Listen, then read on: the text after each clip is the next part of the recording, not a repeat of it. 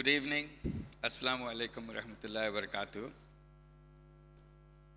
First, I must say that I'm very grateful to Khazanah for giving me this opportunity to come here today. This becomes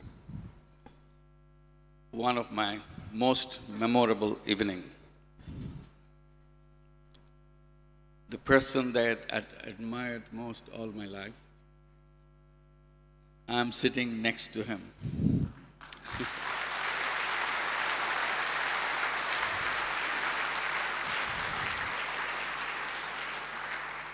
I'll never forget this experience. And he is a man who is a legend of our time, not in Malaysia, all over the world, to all the third world countries, and in all the particularly Muslim countries who are struggling with their own identity to find a place on this earth, telling we are not the way we are depicted in the world media. We are people who can contribute, who can pull ourselves to a level that we can all stand tall in the world.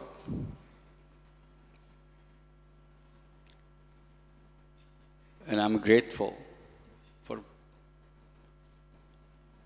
being in this generation to have a man like this in this world. Thank you, Dr. Mahathir.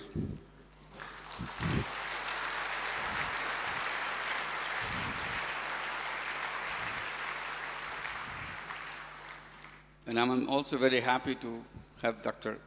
Siti Hasma tonight. He has been a wonderful friend all along. Many of you probably don't know how much inspiration she has been to our movement of microcredit. We have invited her to many conferences, many occasions, and she responded very quickly, without hesitation, appeared. And I'm invited here to meet her, be with her, discuss with other first ladies, talking about microcredit, convincing. She has been a wonderful support and a great inspiration. Thank you, Dr. Siti Hasma.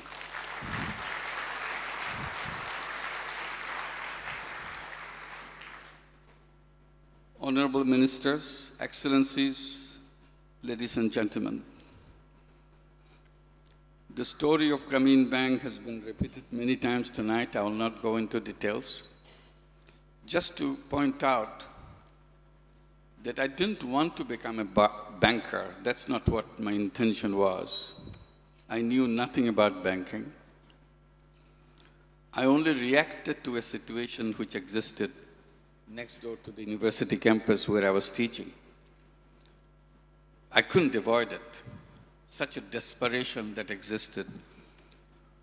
And seeing that he's a beautiful university, just like any other campus anywhere in the world, but next door neighbor is a thousands of years old village. And my first question is, if the university is the reservoir of world's knowledge, shouldn't it spill over a little bit onto the next village, which is just attached to it? Otherwise, what is the justification of creating that university? And the famine was raging at that time. This is early 70s, 1974. And you feel terrible that you teach elegant theories of economics in the classroom and walk out and see people dying of hunger. Not one, not two, in hundreds, in thousands, in hundreds of thousands. What kind of society are we? What kind of knowledge that we feel so proud about? This is all empty knowledge, empty shell.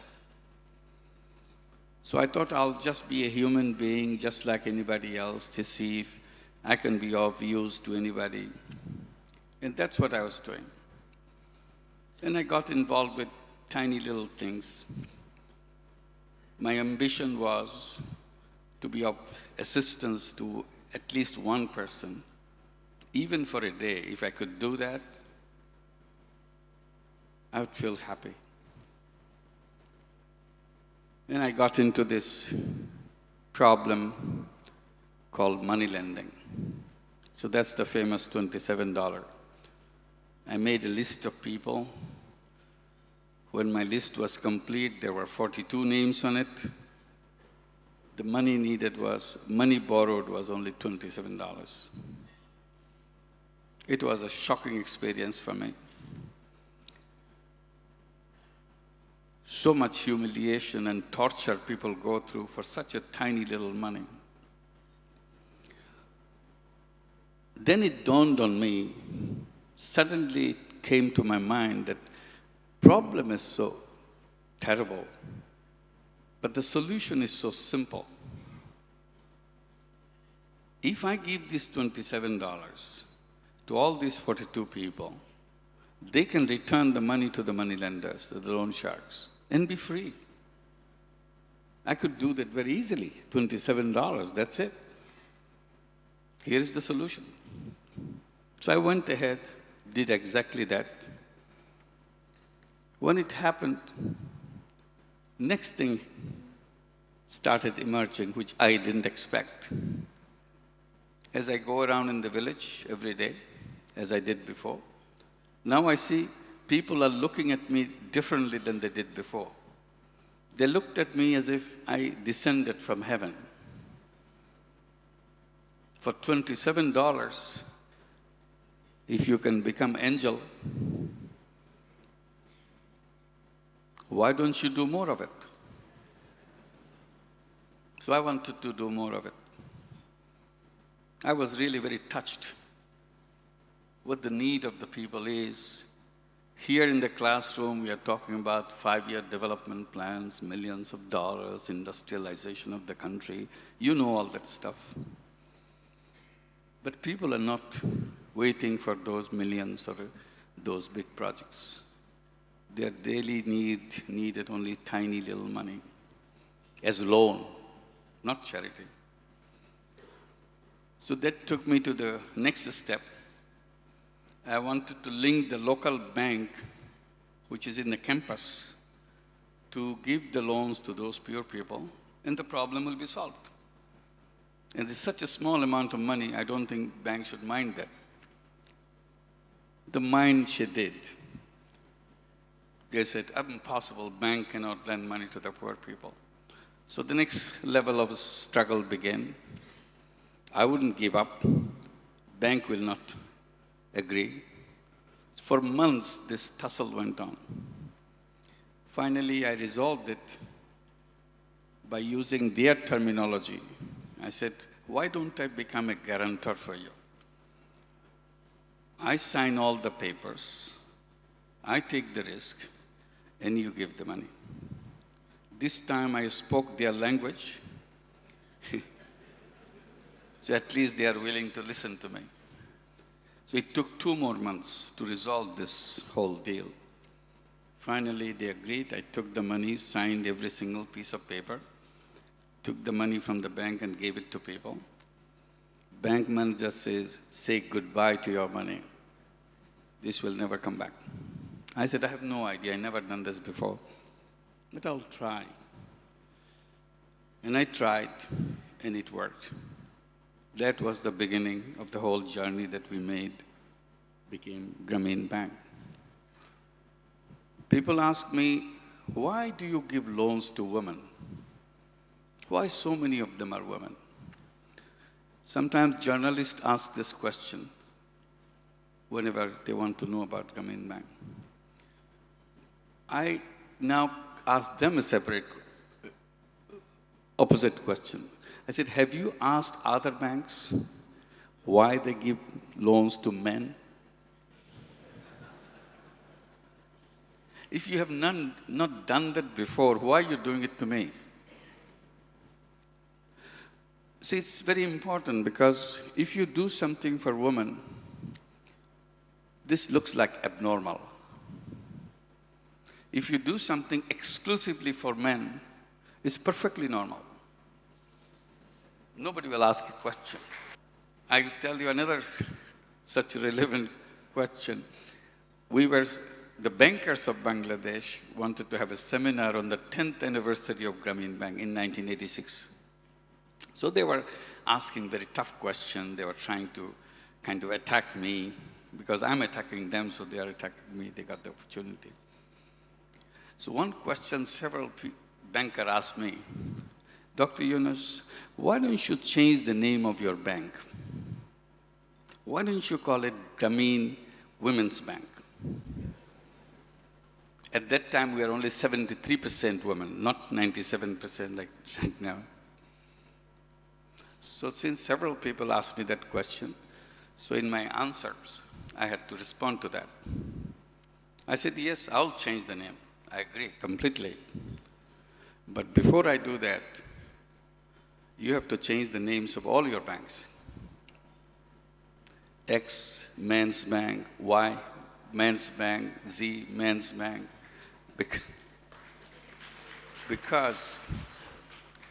Because you are 99% men, only 1% woman. Not even 1% woman. I'm only 73% woman. So you have to change the name first. And then after you're done that, then my turn will come. So again, if you do it for men, it's perfect. But the moment you do it for women, something terribly wrong. When I started doing it, I wanted to make it 50-50. Half will be women, half will be men, because I'm complaining against the banks. The banks are wrong because they don't lend money to the poor. Banks are wrong because they don't lend money to women. And I showed them not even 1% of the borrowers of Bangladeshi banks happen to be women. So I wanted to correct it in my work. When I went to the woman with my idea, why don't you take some money and do something with money? In every single case, women said, no, what do I do with money? I don't know anything. Some would say, I'm afraid of money. I never touched money in my life. Why didn't you give it to my husband? I said, no, I'm not going to give it to your husband. I'm going to give it to you, but you have to make up your mind. So my students are running around trying to persuade women. Everywhere they go, they get the same answer. So after a few months, they said, let's change it because it isn't going to work. It is not going to work because women really don't do any work.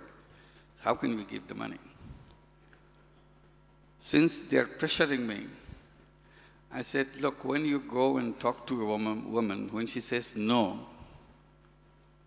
it is not her voice.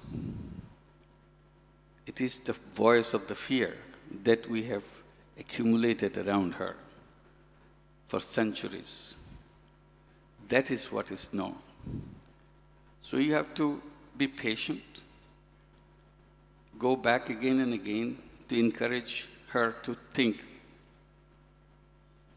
in a positive way so that she can gradually come out of those fears. You peel off the layers and layers of fear she has. Someday when you are successful, and she will say, yes, let me try. And that's the day we are waiting for. And it worked. It took us 6 years to come to that 50-50 level. And we were very happy that finally we made it because everybody told us it cannot be done. And while we are celebrating, and we are kind of now relaxing that we don't have to go to persuade women to join Grameen Bank because now we have 50-50, we can continue with that. Soon we started noticing that money went to the family through women, brought so much more benefit to the family than the same amount of money going to the family through men. women paid a lot more attention to their children when she has little extra money. It's the children who are well fed. And she paid a lot of attention to the improvement of the household. Whatever little house she has, she improved it. But you don't see it so quickly happening in the case of men. As a poor woman, she also had a special skill, managing the scarce resources, because her husband always brought her very little and gave it to her and expected that she will take care of all the family needs. If she couldn't do it, he will be mad at her. She will scream at her. He will scream at her. So she learned how to be careful with money or whatever other resources she has.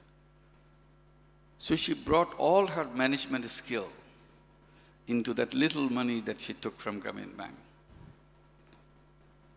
And she managed it so well, she got the best mileage out of it compared to men.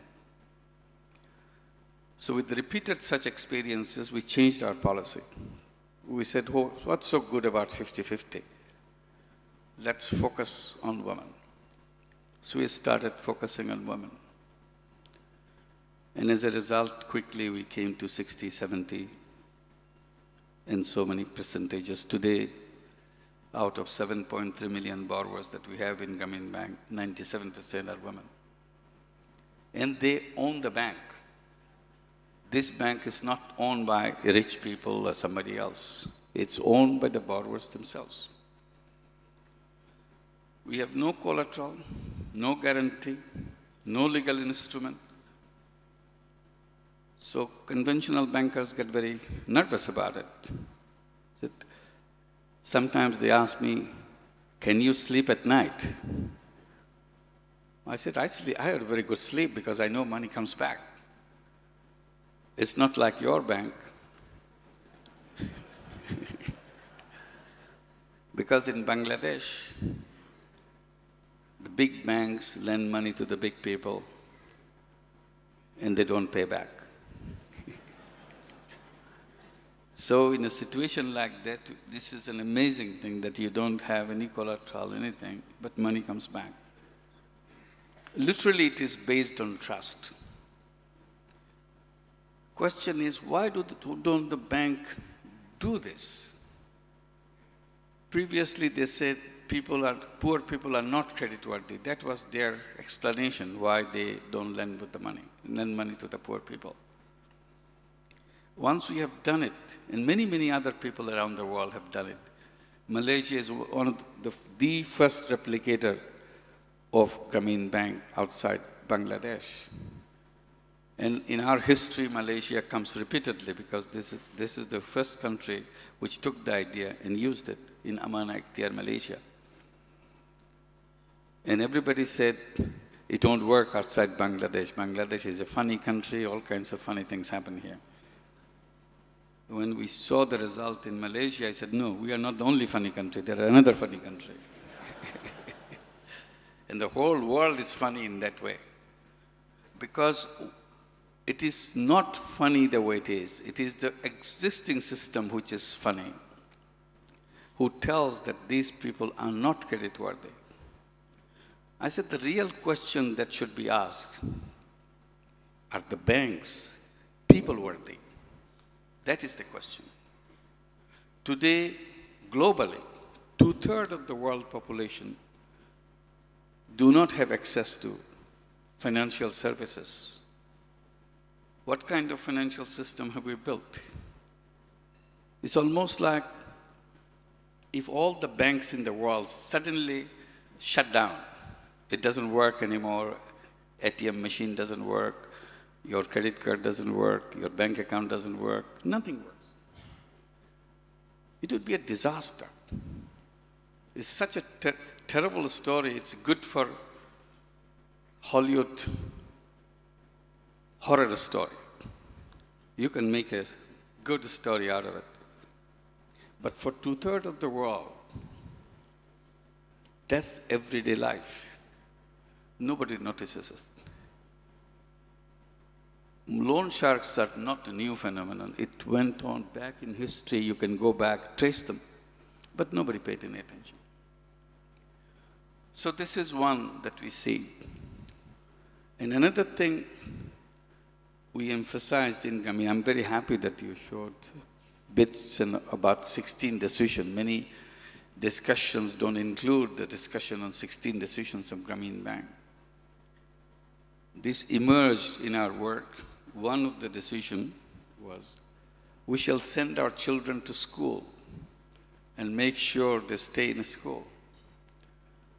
And this is the decision with the borrowers themselves. They are the one discussing among them, coming up with these decisions. And we encourage them to implement those decisions. As a result, out of this, all illiterate women in Grameen Bank, borrowers are literally all of them illiterate. And their husbands are illiterate, their family members are illiterate. So here we are trying to encourage them to send their children to school. And we succeeded. Nearly 100% of their children went to school. And then we saw they continued in school, not just dropped out. And we started giving them scholarships. Many of these children not only went to school, they occupying the first, second, third positions in the classes. We wanted to celebrate that. For the first time in history, a kid from a poor family, illiterate family, goes to school and he or she tops the class. So we started giving scholarships. So that became a standard policy of Grameen Bank. Today we give over 30,000 scholarships each year to all these students who are on the top.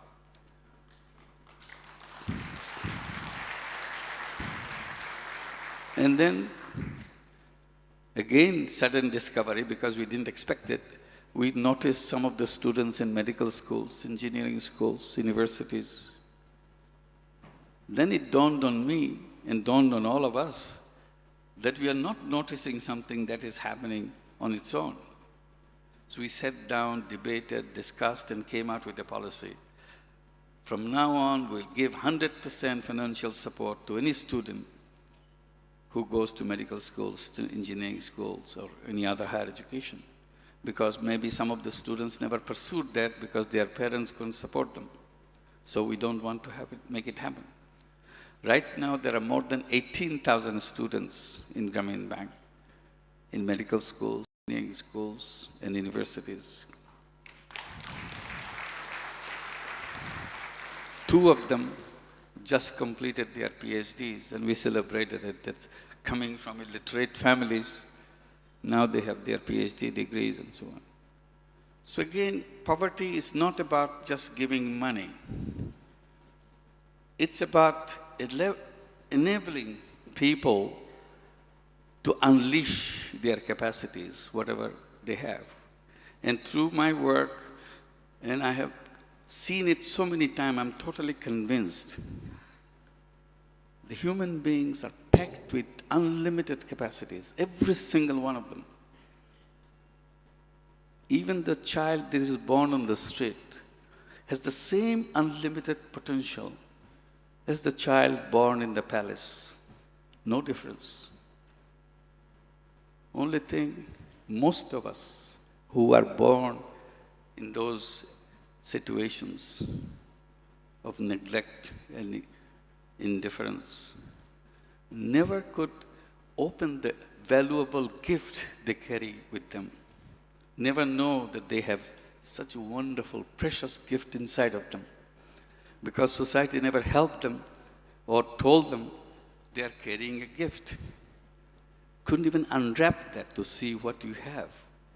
So they die without ever knowing what's the wonderful thing he or she had. Who are deprived by that? The world is deprived because they could have contributed if we allowed, facilitated to unleash that capacity. So microcredit, the way we try to design it, work for it, is something, sort of a tool to make a little opening and see what you got. And that excites them. They want to see more and get more and so on. Recently, we did something I'd like to share with you because it also tells us a lot of things about beggars. People say microcredit is good, but it's good for only entrepreneurial poor. So you have to look for entrepreneurial poor to give the microcredit. And here I am always did with any people.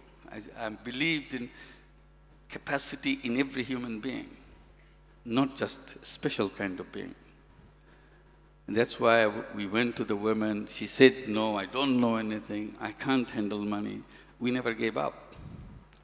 So she's not the one, they are talking about the entrepreneurial poor. If we are looking for entrepreneurial poor, we have walked away 1,000 miles from her. Since this debate went on, and I tried to explain, it never bothered them. So I thought I should demonstrate them. So I started a program exclusively focused on beggars. We said, we'll go to the beggars and talk to them, find out first how she became a beggar. Because after all, there was a time in her life, situation became so terrible. Finally, she decided to stretch her hand and live on the mercy of others. It was not an easy decision for her or for him, for anybody, any human being. So we would like to know at what point that had happened. And that way we'll recognize our own society, how society keep pushing, bring it to the tipping point that finally the person becomes a beggar. And then we sit down with her or with him and say, as you go begging from house to house, seeking rice, because this is a traditional way of begging in Bangladesh. You seek some rice, people give you a little rice, and you collect them, come home, cook them, eat them, cook the family, and that's your survival for the day. The idea that we gave them, as you go from house to house, would you carry some little merchandise with you, some sweets, some candies, some toys, some fruits? This is not extra work because you go there anyway. You give people option, whether they will give you some handful of rice or they will buy something from you. It's up to them to decide. If this selling works out well, then you proceed in that direction. We will provide you the capital to do that. So we started it. We thought we'll have about a couple of thousand or so beggars in that program. It made our staff so excited. They wanted to do more. So I said, each of our staff, we have 25,000 staff working. So we said, each staff can take responsibility of only one beggar. If you want to, this is not obligation from anybody. It became so exciting for them. Every one of them wanted to have one. And immediately we had 25,000 beggars in that program. And they wanted more and more. And I was very reluctant to allow them to take more. I thought then they will dilute their attention. They will not pay any attention to them, do not understand what their need is. But I yielded, and now I allow up to 4 persons, one after the second, third, and now fourth. There are 100,000 beggars in our program. And out of them, in 4 years' time, more than 10,000 stopped begging completely. They are no longer beggars, they sell because they do work.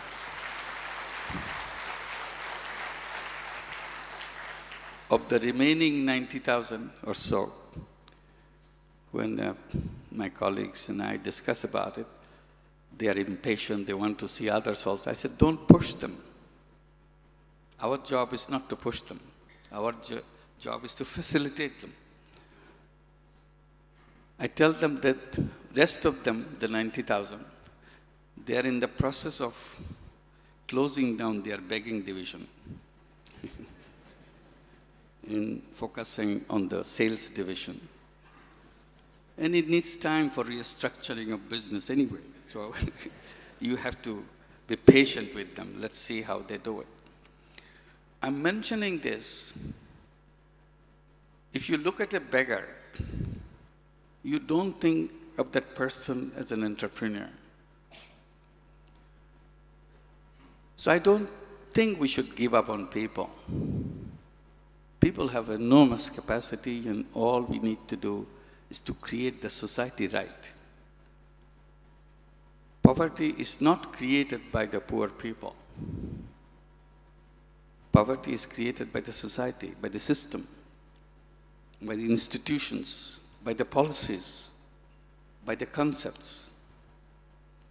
And one concept that I bring out again and again that I see is designed absolutely wrong is the concept of business.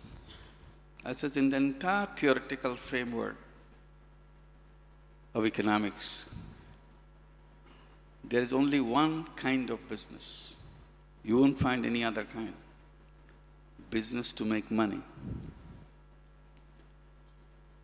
And they tell you very elaborately, the mission of business is the maximization of profit. And I said, this is an insult to human beings. Human beings are much bigger than just money-making machines. Human beings do want to make money, but they're also caring beings, they're sharing beings. They want to reach out. It is an urge inside every human being. How come we build a theory? We take a part of human being and build the whole theory out of it. Ignore the rest of it. And as a result, we got the theory. And theory created the world. That's also a very funny thing. Because the reality should create the theory. Theory shouldn't create the reality. Now, in this case, theory creates the reality because it didn't give you any other scope. So every good human being is trying to squeeze himself and herself into that little category that is built. I said to justify the full of human being, the whole of human being, we need at least another kind of business. Business to do good to people. Without any expectation of making personal gain out of it. There no personal interest at all. Just do good, that's all. We could call it social business. And this will be non-loss, non-dividend company for a social objective. All the social problems, economic problems that we see around us could be addressed by social businesses. Poverty alleviation, or nutritional development, or women empowerment, or environmental degradation, you name it. We can design brilliant business plans to address those issues. Today, what we do, leave it to the government. Government should solve all the problems. We go and sleep. I said, citizens are much more powerful than the government.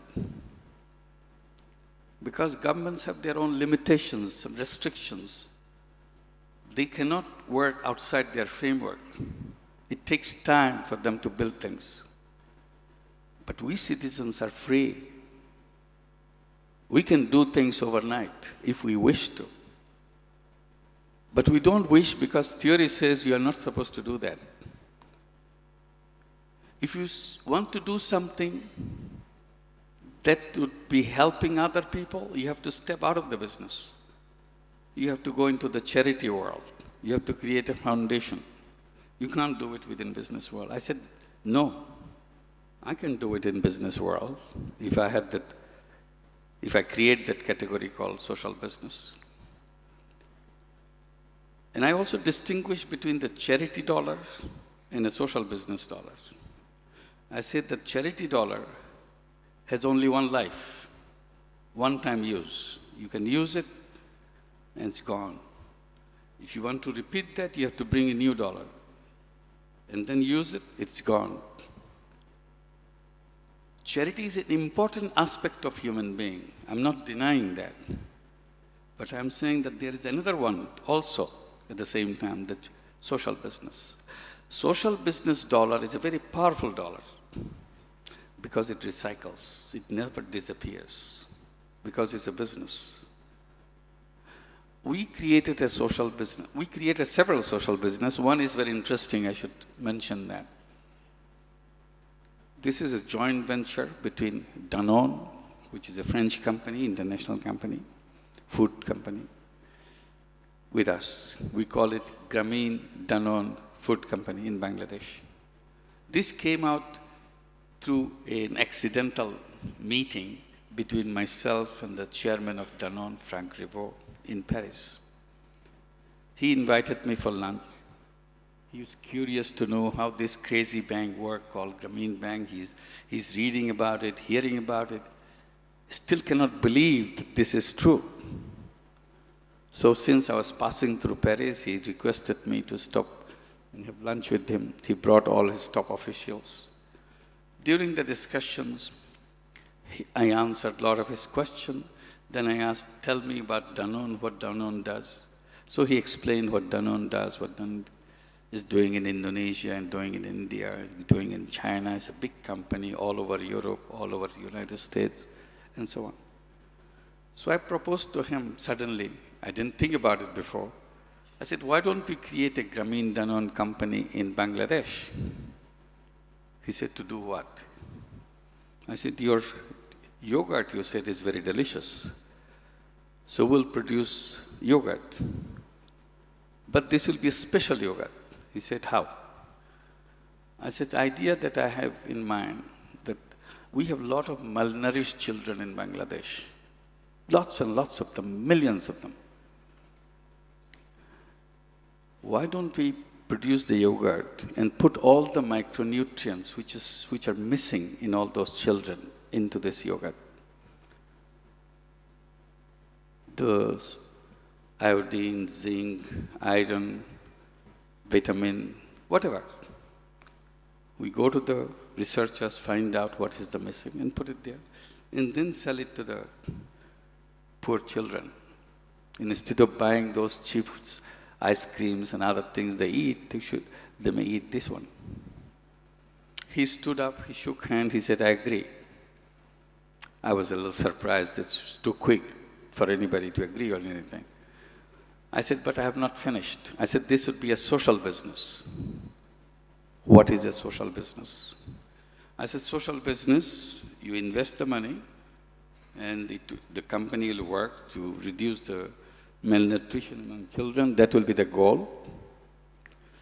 You can take back your investment money and then stop. No more dividend. Dividend stops there.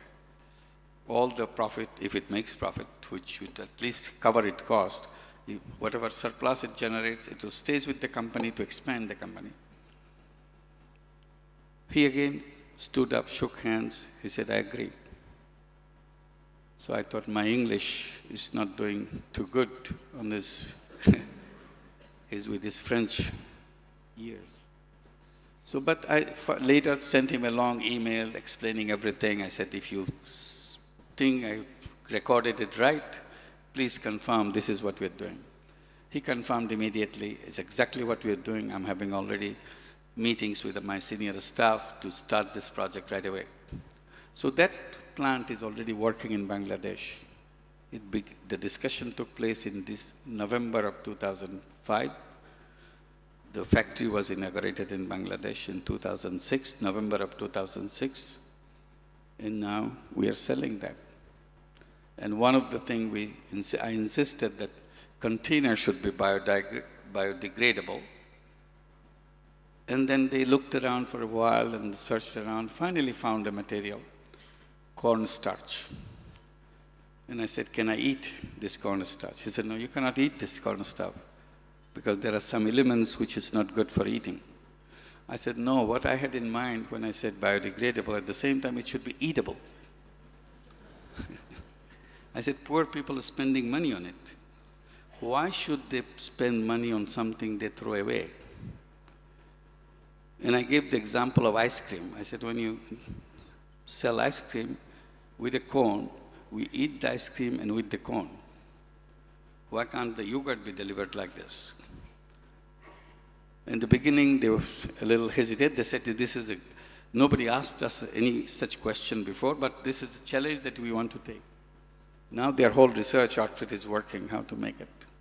The reason I'm telling, when you design something for social business, lots of new question comes in. We spend a lot of money on packaging. We pay for it. Look at the medicines. It doesn't cost the way we pay. They spend a lot of money on packaging. We don't cure ourselves with the packaging. We cure ourselves with the medicine. But to make it attractive to us, they spend and we have to pay. As a result, the wastefulness that is created around the world, that is the cause of what we are all concerned about, global warming. And that global warming is basically the way we created our societies. And we are imitating those societies in a very aggressive way to do the same thing. So we should be asking ourselves, the campaigning for selling, is it something consistent with the life on this earth? Or it is something that we are destroying the earth in the process? I'm sure you're all concerned about it, but in Bangladesh we are more concerned because we will be the front line of global warming disaster. Today, Bay of Bengal sea level is rising 3 millimeters per year. And 40% of Bangladesh is under 1 meter above the sea level. Imagine how our livelihood and everything will be affected by global warming. But you know, Kyoto Protocol didn't do us any good because USA, the largest polluter, didn't agree. Now Kyoto Protocol is about to come to an end by 2012. And that protocol was not mandatory, or it's not binding. We need to come up with a framework, a binding framework, so that we can protect ourselves as human beings on this planet. And one idea that is being promoted, discussed, is to go to the United Nations and make a commitment to reduce 60% of greenhouse gas emission and pass it to the United Nations by 2012. So the lifestyle issue is such an important issue. We don't ask ourselves where we are going. And I give the example, I say we are running in a fast train. The world is moving very fast these days. But inside we are playing games, we are eating, we are enjoying. We don't even look through the window where we are. And don't ask the question, where is the driver taking us? Where are we going really?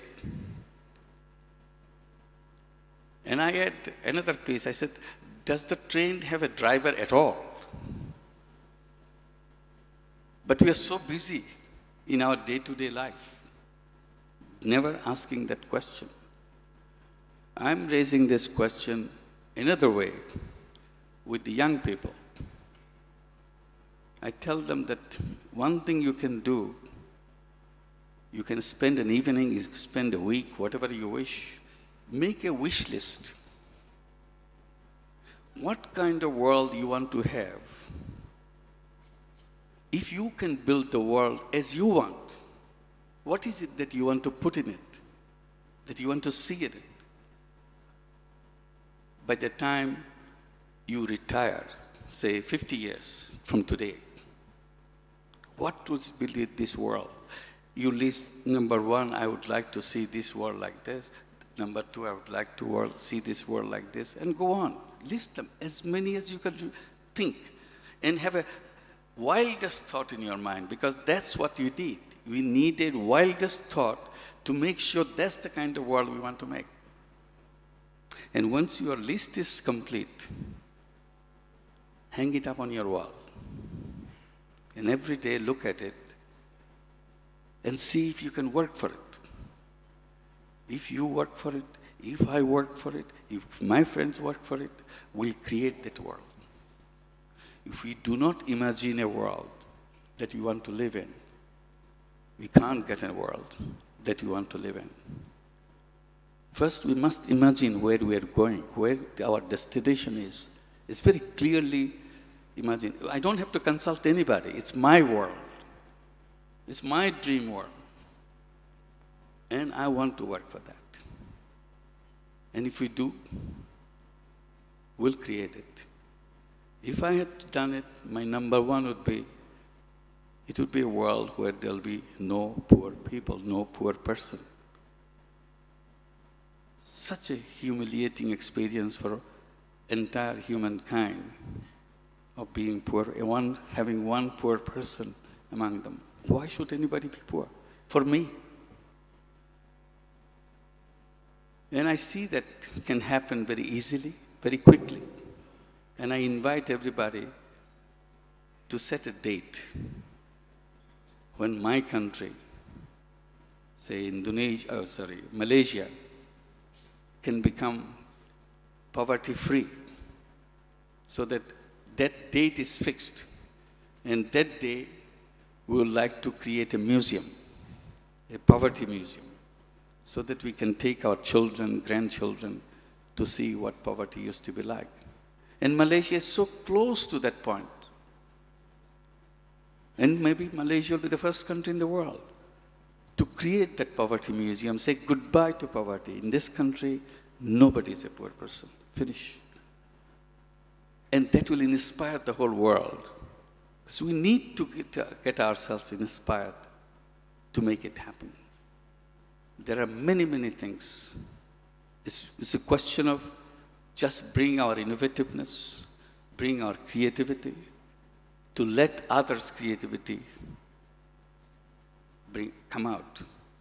And then we'll have a society that we can feel proud of, not ashamed of the way we feel today. Thank you very much.